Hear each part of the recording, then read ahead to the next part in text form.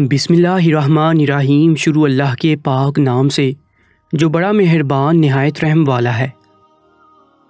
आज भी मेरा भाई शाम को थका हारा वापस घर आया था और आज भी उसकी वही सदा थी जो काफ़ी दिन से वो लगा रहा था।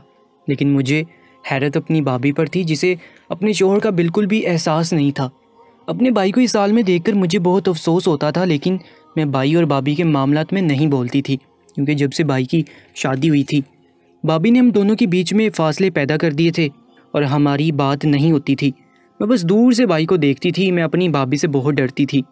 मेरी उम्र 15 साल की थी जब भाभी इस घर में दुल्हन बनकर आई थी और अब इस बात को 5 साल हो गए थे। मेरी उम्र 20 साल हो गई थी। इन 5 सालों में मेरे भाई के घर औलाद नहीं हुई थी और हमारे वालिदैन भी हयात नहीं थे। जब मैं 14 साल की थी तब मेरी वालिदा वफ़ात पा गई और मेरे वालिद तो मेरे बहुत बचपन में ही इंतकाल कर गए थे जब मैं सिर्फ 5 साल की थी। इसलिए मेरे भाई को सब लोगों ने मशवरा दिया कि छोटी बहन का ख्याल रखने के लिए भाभी को ले आओ। मेरा भाई उस वक्त शादी नहीं करना चाहता था, लेकिन मेरी वजह से उसे शादी करनी पड़ी क्योंकि मैं घर में अकेली होती थी जब भाई को बाहर काम पर जाना होता था। लेकिन मेरी भाभी जब इस घर में आई तो मुझे छोटी सी उम्र में ही अंदाज़ा हो गया था कि वो किस किस्म की औरत थी। सबसे पहला काम तो उसने ये किया था कि मेरे और मेरे भाई के बीच फासले बढ़ा दिए थे। फिर उसने पूरे घर पर कब्ज़ा कर लिया और मुझे काम पर लगा दिया। मेरा काम अब घर की सफाई करना, खाना बनाना और बर्तन मांजना रह गया था। भाभी ने मेरी तालीम भी छुड़वा दी थी। 9वीं जमात के बाद मैं स्कूल नहीं गई। मेरे साथ जो भी भाभी ने किया उसका इंतकाम कुदरत ने कुछ इस तरह से लिया कि भाभी को अपनी औलाद नहीं हो रही थी। वो जो पूरे घर में शेर बनकर बैठी होती थी अब परेशान नज़र आने लगी थी क्योंकि वक्त गुजरता जा रहा था और उनकी कोख खाली थी। लेकिन मुझे इस बात की खुशी नहीं होती थी क्योंकि औलाद अगर नहीं थी तो मेरे भाई को नहीं थी। और हर बहन की तरह मैं भी यही चाहती थी कि मेरे भाई के यहाँ भी औलाद हो और मेरे छोटे छोटे भतीजे और भतीजियाँ हों। लेकिन उनको बच्चा क्यों नहीं हो रहा था, मुझे ये बात पहले तो समझ में नहीं आई थी, लेकिन आहिस्ता आहिस्ता समझ आ गई थी कि भाभी में शायद कोई मसला था। और ये बात भी समझ में आ गई थी कि भाभी अपना नुक्स छुपाने के लिए लोगों से गलत बयानी करती हैं। सिर्फ लोगों से ही नहीं बल्कि भाई से भी गलत बयानी की कि वो बिल्कुल ठीक है, जो भी नुक्स है वो भाई में है। और मेरा सादा सा भाई उसकी हर बात पर ईमान ले आता था। कभी कभार तो मुझे लगता था कि भाभी ने भाई पर कोई जादू किया है, जो भाई उनका गुलाम बनकर रह गया है। लेकिन भाभी को जादू करने की क्या ज़रूरत थी। उनका हुस्न ही किसी को भी अपना दीवाना बनाने के लिए काफ़ी था। लंबे स्याह बाल, दूधिया रंगत, झील सी आँखें, वो हुस्न की मिसाल थी। शादी के 5 साल बाद भी ऐसा लगता था जैसे ज़माने की हवा तो उन्हें लगी ही नहीं थी। और लगती भी क्यों, सारे काम मैं करती थी, वो बस आराम फरमाती थी और अपनी खूबसूरती का ख़ास ख्याल रखती थी। भाई तो जैसे उनकी उंगली में लपेटा हुआ था। लेकिन कुछ दिनों से भाई रोज़ाना शाम को आकर एक ही बात करते और वो ये कि उनसे अब साइकिल नहीं चलाई जाती। ये सुनकर मुझे बहुत दुख हुआ क्योंकि भाई की कपड़े की दुकान थी और वो रोज़ाना साइकिल पर ही जाते थे। लेकिन अजीब बात ये थी कि भाई जैसे ही साइकिल की बात करते तो भाभी फ़ौरन से उन्हें दूध का गर्म गिलास पिला देती, जिसको पीने के बाद भाई का मूड ठीक हो जाता और सुबह फिर भाई साइकिल पर चला जाता। मैं सोचती थी कि आखिर दूध में ऐसा क्या था कि भाई को अपनी थकावट फ़ौरन से भूल जाती थी और उनका मूड बिल्कुल अच्छा हो जाता था। कभी कभार मुझे लगता कि दूध में कोई ताकत की दवाई भाभी भाई को मिलाकर देती है जिसकी वजह से भाई की थकावट दूर हो जाती है, या फिर वो कोई तवीज़ मिलाकर देती है जिसकी वजह से भाई भाभी का बिल्कुल ताबे हो जाता है। लेकिन सोचने वाली बात ये थी कि भाभी ऐसा क्यों करती थी। और सुलन तो उन्हें भाई का ख्याल रखना चाहिए था। अगर भाई को साइकिल चलाते हुए परेशानी महसूस हो रही थी तो उन्हें अपना कोई जेवर बेचकर भाई को मोटरसाइकिल दिलानी चाहिए थी, क्योंकि ये सारा जेवर तो मेरे भाई ने भाभी को लेकर दिया था। ऐसा नहीं था कि भाई से भाभी मोहब्बत नहीं करती थी। मैंने उन दोनों के मबैन मोहब्बत देखी थी। मुझे भाभी की मोहब्बत पर कोई शक नहीं था, लेकिन मैं हैरान थी कि अगर उन्हें भाई से सच्ची मोहब्बत है तो फिर वो क्यों उन्हें बार बार साइकिल चलाने का कहती थी। भाभी के पास इतना जेवर था कि कोई बाइक भी भाई ले सकता था, तो फिर साइकिल की ही जिद लगाकर बैठी थी। क्या भाई को अजियत में देखकर भाभी को खुशी महसूस होती थी? ये तमाम बातें एक गुत्थी थी जिसे मैं सुलझाना चाहती थी, क्योंकि मुझे मामला अब कुछ और ही लग रहा था। फिर मुझे ख्याल आया कि शायद इस मामले को लेकर कुछ ज़्यादा ही सोच रही हूँ। उन दोनों का आपस का मामला है। जो भाई को कोई मसला नहीं है अपनी बीवी से, तो फिर मुझे भी नहीं होना चाहिए। मैं ये फैसला करते हुए उस रात जब सोने के लिए कमरे में जा रही थी तो मुझे भाई और भाभी के कमरे से रोने की आवाज़ें सुनाई दी। तो मैं परेशान होगी। मैं परेशान इसलिए हो गई थी कि अगर बीवी रोए तो बात समझ भी आती है कि औरतों की आदतें छोटी छोटी बातों पर रोना धोना, लेकिन यहाँ तो मेरा जवान जहाँ भाई रो रहा था। वो क्यों रो रहा था मुझे समझ नहीं आई। फिर उनकी आवाज़ें आना बंद होंगी तो मैं अपने कमरे में जाकर सो गई। सुबह मुझे फिर ख्याल आया कि मेरा भाई रात को रो रहा था। मुझे तो जसूस था कि भाई क्यों रो रहा था। जाहिर सी बात है वो मेरा दुनिया में वाहिद सहारा था। अगर उसे कुछ परेशानी थी या उसे कुछ हो जाता तो फिर मेरा क्या होता। मैं तकरीबन सारा दिन इन्हीं बातों को सोचती रही, यहाँ तक कि शाम हो गई और भाई फिर घर आया। आज मैंने देखा कि वो मामूल से ज़्यादा बुझा बुझा सा लग रहा था और आते ही उसने वही बात की, साइकिल वाली। और हमेशा की तरह मेरी भाभी उसे गर्मा गर्म दूध पेश किया जो पहले से वो उबाल कर रख लेती थी। और एक बार फिर भाई वो दूध पीने के बाद सब कुछ भूलकर भाभी का दीवाना हो गया और भाभी के लिए जलेबियाँ लेकर आया। लेकिन भाभी को मीठी जलेबियाँ बहुत ज़्यादा पसंद थी। मैं हैरत से अपने भाई को तकने लगी जो थोड़ी देर पहले तक साइकिल चलाने की वजह से थकन का इजहार कर रहा था और अब दोबारा साइकिल पर जाकर जलेबियाँ लेकर आया था।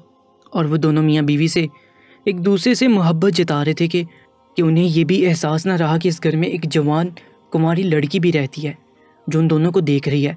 भाई के चेहरे की थकावट देखकर मेरा दिल चाह रहा था कि मैं भाई के पाँव में तेल लगाकर मालिश कर दूं या फिर उन्हें ये कहूं कि वो एक बाइक ही ख़रीद लें। लेकिन भाभी के खौफ से मैं बाइक के करीब ही नहीं जाया करती थी। मुझे ये तो इल्म नहीं था कि बाइक की दुकान कहाँ पर थी, लेकिन इतना अंदाज़ा ज़रूर हो गया था कि यकीनन बाइक की दुकान का फासला हमारे घर से काफ़ी ज़्यादा था। जब भी भाई इतना ज़्यादा थकने लगे थे, वरना एक जवान आदमी के लिए साइकिल चलाना कोई बड़ी बात नहीं थी। पिछले कुछ दिनों से मेरे काफ़ी रिश्ते आ रहे थे, लेकिन भाभी को मेरी शादी करने में कोई दिलचस्पी नहीं थी क्योंकि मैं उनके लिए मुफ्त की नौकरानी थी और अगर मैं शादी करके इस घर से रुखसत हो जाती तो भाभी को इस घर की जिम्मेदारी उठानी पड़ती और वो किसी सूरत भी घर के काम नहीं करना चाहती थी। वो तो हिलकर पानी का गिलास भी नहीं पीती थी, बल्कि इसके लिए भी मुझे ही आवाज़ देती। लेकिन एक काम ऐसा था जो वो बहुत खुशी से करती थी और वो भाई के लिए दूध गर्म करने का काम था। और दिन ब दिन मुझे इस बात पर यकीन होता जा रहा था कि यकीनन भाभी इस दूध में कुछ ना कुछ मिलाती हैं जिसकी वजह से भाई उनकी हर बात मानता भी है और ना चाहते हुए भी साइकिल चलाकर अपने पैरों को थकाता भी है। कभी कभी मेरे दिल में ये ख्याल भी आता कि अगर मेरे माँ बाप ज़िंदा होते तो वो अपने इकलौते बेटे का बहुत ख्याल रखते और मेरी शादी भी वक्त पर कर देते, क्योंकि अब मुझे यकीन हो चला था कि भाभी को ना ही भाई का ख्याल था और ना ही मेरी शादी करने का कोई इरादा। हर लड़की की तरह मेरा भी अरमान था कि मेरी किसी अच्छी जगह शादी होती और मुझे शादी में नए कपड़े पहनने के लिए मिलते, क्योंकि मैं बहुत अरसा से भाभी की उतरन पहन रही थी। भाई की अपने कपड़े की दुकान होने के बावजूद भी उन्होंने मुझे कभी एक नया जोड़ा तक लाकर नहीं दिया था, जबकि भाभी हर थोड़े ही दिनों में अपने लिए नया जोड़ा लेकर आती थी और मुझे उनके पुराने जोड़े बीच में मिल जाया करते थे। भाई को मेरा बिल्कुल भी एहसास नहीं था अपनी आंखों से देखते हुए भी कि मैं उनकी बीवी के फटे पुराने कपड़े पहनती। उन्होंने मुझे कभी एक जोड़ा ना बनाया। पहले मैं इन बातों को महसूस नहीं करती थी, लेकिन वक्त गुजरने के साथ साथ मेरे अंदर एहसास कमतरी पैदा हो गया था। मेरी ज़िंदगी में कोई भी ऐसा शख्स नहीं था जिससे मैं अपने दिल की बात बयान कर सकती। सारा दिन काम करने के बाद मैं थक कर ऐसी चूर होती कि बिस्तर पर जाते ही मेरी आँख लग जाती और अगले दिन फिर से सूरज निकलते ही मैं कामों में जुट जाती। एक दिन भाभी के मेके वाले आए तो भाभी ने मुझसे ढेर सारा पकवान बनाया और मैं सारा दिन खाना ही पकाती रही। भाभी के घर वाले तो खा पी कर चले गए, लेकिन मेरे हिस्से में ढेरों गंदे बर्तन आ गए। भाभी बस खड़े खड़े किचन में आई और भाई के लिए गर्म दूध करके चली गई, ये देखने के बावजूद भी कि कितने सारे गंदे बर्तन मौजूद हैं और मैं सुबह से अकेली बावर्ची खाने में खड़ी हूँ। उन्होंने किसी एक काम को भी हाथ न लगाया।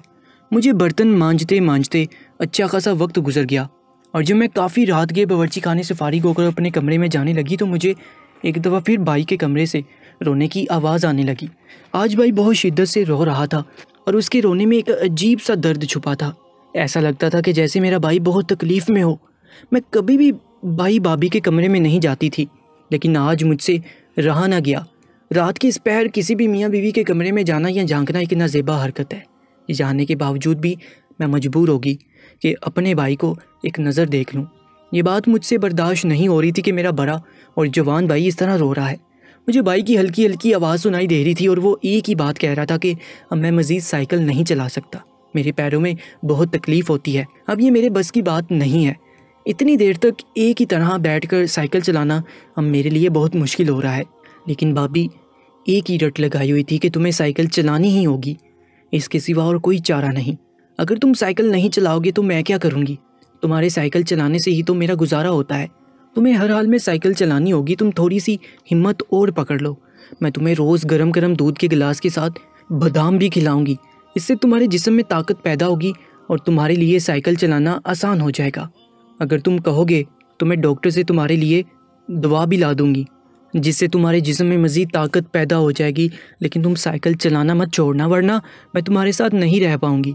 हर औरत की तरह मेरी भी कुछ ज़रूरतें हैं जिन्हें पूरा करने के लिए तुम्हारा साइकिल चलाना बहुत ज़रूरी है। भाभी की बातों ने मुझे शशोपंज में मुब्तला कर दिया था कि भाई का साइकिल चलाना ऐसा भी क्या ज़रूरी था कि जिसके बगैर भाभी का गुजारा मुमकिन ही नहीं था। और भाभी तो भाई को ताकत की दवाई खिलाने को भी तैयार थी। न जाने कैसी जालिम औरत थी जिसे मेरे भाई के आंसू नज़र नहीं आ रहे थे। भाभी का क्या चला जाता अगर वो कुछ पैसे जोड़कर मेरे भाई को एक गाड़ी दिला देती। इतने ज़्यादा पैसे तो भाभी ने आज की एक दावत में उड़ा दिए थे। भाई की सिसकियों ने मुझे मजबूर कर दिया था कि मैं एक नज़र उनका चेहरा देख लूँ। गर्मी की वजह से उनके कमरे का दरवाज़ा बंद नहीं था, सिर्फ पर्दा डाला हुआ था।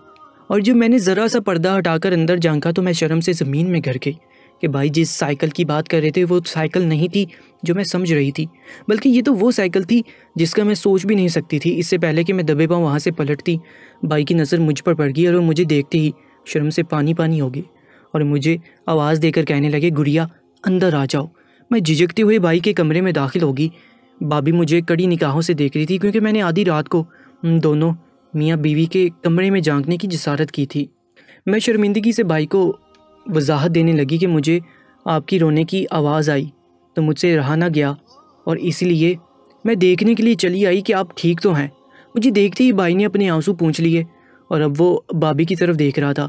भाभी कहने लगी कि अब जब तुम अपनी आंखों से देख चुकी हो कि तुम्हारा भाई कौन सी साइकिल चलाने के लिए मुझे परेशान कर रहा है, तो तुम खुद अपने भाई को समझाओ, क्योंकि अगर तुम्हारा भाई साइकिल नहीं चलाएगा तो मेरा गुजारा नहीं होगा और मैं एक ऐसे शख्स के साथ ज़िंदगी नहीं गुजार सकती जो अपनी बीवी के लिए ज़रा सी मेहनत करने को भी तैयार नहीं। भाभी की बात सुनते ही भाई के चेहरे के रंग बदल गए और वो कहने लगे कि तुम्हारी खातिर ही तो साइकिल चलाने की पूरी कोशिश करता हूँ, लेकिन मैं क्या करूँ, मेरी हिम्मत नहीं होती, मेरे पैरों में बहुत तकलीफ़ रहने लगी है।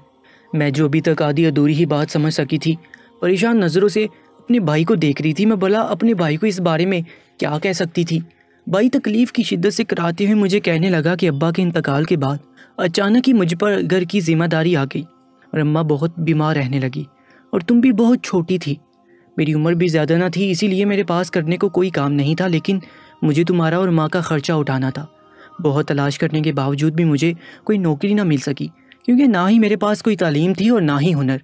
एक दिन मैं बहुत परेशान था कि मैं क्या करूं और इसी सोच में पूरी तरह डूबा हुआ था कि जब मेरे एक दोस्त ने ज़बरदस्ती मेरा हाथ पकड़ा। वो कहने लगा कि कुछ देर तो अपने दिमाग को आराम दे, तो शायद तुझे कोई काम समझ आ जाए जो तू कर सकता हो। मैं ना चाहते हुए भी अपने दोस्त के पीछे पीछे चल पड़ा, लेकिन मेरे दिमाग में बस एक ही बात समा गई थी कि मुझे कुछ भी करके कोई काम ढूंढना है, क्योंकि घर में फाकों की नौबत आने वाली थी। और फिर मुझे सर्कस में एक बूढ़ा शख्स नज़र आया जो कि कपड़े पहने पूरे सर्कस में साइकिल चला रहा था। बुरा होने की वजह से उसका सांस पूरी तरह फूल रहा था और उसके लिए ये काम बहुत मुश्किल हो गया था। सर्कस का मालिक हर थोड़ी देर बाद उसे डांट रहा था। मुझे क्योंकि बचपन से ही साइकिल चलाने का बहुत शौक़ था, इसलिए अचानक मेरे दिमाग में ये बात आई कि क्यों ना मैं यही काम शुरू कर दूं। मैंने फ़ौरन ही सर्कस के मालिक से बात की कि वो मुझे इस काम के लिए रख ले। सर्कस के मालिक ने ये सुनते ही मेरी तरफ देखा, क्योंकि मैं उस वक्त 13 बरस का एक लड़का था। तो सर्कस के मालिक को लगा कि मैं शौक़ में कुछ दिन ये काम करना चाहता हूँ। सर्कस का मालिक कहने लगा कि हमारा साइकिल चलाने वाला आदमी कुछ दिनों से बीमार है, जब तक वो ठीक नहीं हो जाता मैं तुम्हें उसकी जगह रख लेता हूँ। मैं खुशी खुशी मान गया, क्योंकि मुझे फ़िलहाल काम चाहिए था और इस तरह मैंने सर्कस में साइकिल चलाने का काम शुरू कर दिया। मैं सुबह होते ही सर्कस चला जाता और जोकर का लिबास पहनकर अपना मुंह पूरी तरह छुपा लेता और सारा दिन सर्कस के दायरे में साइकिल चलाता रहता। इस काम में बहुत ज़्यादा पैसा था, क्योंकि सर्कस से मिलने वाली तनख्वाह के अलावा लोग जो पैसा मुझ पर लुटाते थे वो भी मेरा ही होता था। लेकिन क्योंकि मैं शुरू से ही शर्मीला था और मुझे लोगों के रवैयों से खौफ आता था, इसलिए मैंने अम्मा को ये बात ना बताई और उनसे कह दिया कि मैं एक कपड़े की दुकान पर काम कर रहा हूँ। मैं ये सोचकर ही खौफज़दा हो जाता था कि अगर ख़ानदान में या मोहल्ले में किसी को इल्म हुआ कि मैं सर्कस में जोकर का लिबास पहनता हूँ और साइकिल चलाने का काम करता हूँ, तो वो लोग मेरा मजाक उड़ाएंगे और सब जगह मेरा तमाशा बन जाएगा। क्योंकि जो लोग सर्कस में तमाशा देखने आते वो भी मुझ पर तरह तरह की फ़िक्रें कसते और मेरे लिबास को लेकर मेरा खूब तमस्खुर उड़ाया करते। किसी ने ये एहसास ना किया कि मैंने ये जोकर वाला लिबास कितनी मजबूरी में पहन रखा है और मुस्तकिल 12 घंटे तक साइकिल चलाते रहना कोई आसान काम नहीं। कभी कभी मैं ये भी सोचता कि अगर ये बात माँ को पता चल गई तो उनके दिल पर क्या गुजरेगी कि उनका बेटा जोकर का लिबास पहने 12 घंटे तक गर्मी में साइकिल चलाता है। अम्मा तो मुझसे हमेशा से ही बहुत मोहब्बत करती थी और मैं जानता था कि वो मेरा काम जानने के बाद हरगिज़ भी मुझे ये काम नहीं करने देगी। इसलिए मैंने हमेशा ही तुमसे और अम्मा से ये बात छुपाई। जब अम्मा का इंतकाल हुआ तो मुझ पर तुम्हारी जिम्मेदारी आ गई और सब ने मुझे यही मशवरा दिया कि जब तुम इतनी अच्छी कपड़े की दुकान चलाते हो तो फिर शादी करने में क्या ख़र्च है। और मैं तुम्हारी भाभी को दुल्हन बनाकर इस घर में ले आया। लेकिन तुम्हारी भाभी से शादी करते वक्त मैंने उसके घर वालों को भी यही कहा था कि मैं एक कपड़े की दुकान पर काम करता हूँ और तुम्हारी भाभी के घर वालों को मैंने अपने दोस्त के कपड़े की दुकान दिखा दी। शादी के बाद मैंने तुम्हारी भाभी को सारी सच्चाई बता दी और ये जानने के बाद कि इस काम में बहुत ज़्यादा पैसा है तुम्हारी भाभी ने कोई एतराज़ ना किया। लेकिन वक्त के साथ साथ मेरे पैरों में बहुत ज़्यादा तकलीफ़ रहने लगी क्योंकि मैं बहुत सालों से रोज़ाना सुबह से शाम तक साइकिल चला रहा था। इसलिए मैं हर रोज़ तकलीफ़ से तड़पने लगा। जब भी मैं ये काम छोड़ने की बात करता तो तुम्हारी भाभी यही कहती कि अगर मैंने ये काम छोड़ दिया तो गुजारा कैसे होगा, क्योंकि उसके सिवा मुझे और कोई काम नहीं आता था, ना ही मैंने कभी कोई और काम किया था। लोग रोज़ाना मुझ पर हज़ारों रुपए लुटाते जो मैं लाकर तुम्हारी बीवी के हाथ में रख देता। इसलिए तुम्हारी भाभी नहीं चाहती थी कि मैं ये काम छोड़ूं। तुम्हारी भाभी मेरे आते ही मुझे रोज़ दूध का गिलास देती और थोड़ी देर में जो मेरी थकन उतरती तो मुझे भी यही ख्याल आता कि अगर मैं ये काम छोड़ दूं तो घर कैसे चलेगा, और मैं अगले दिन फिर साइकिल चलाने के लिए निकल पड़ता। आज मैंने साइकिल में बिना रुके ही सारा दिन साइकिल चलाई, इसलिए मेरे पैरों में बहुत ही ज़्यादा तकलीफ़ होगी और दर्द बर्दाश्त ना होने पे मैं रो पड़ा। अपने भाई की बात सुनकर मेरी आंखों में आंसू आने लगे। मैं अब तक यही समझती रही कि मेरा भाई मुझ पर तवज्जो नहीं देता और उसने तो आज तक मुझे अपनी दुकान से एक जोड़ा भी ना बनाया। लेकिन मेरा भाई तो इस घर को चलाने के लिए अनथक मेहनत कर रहा था।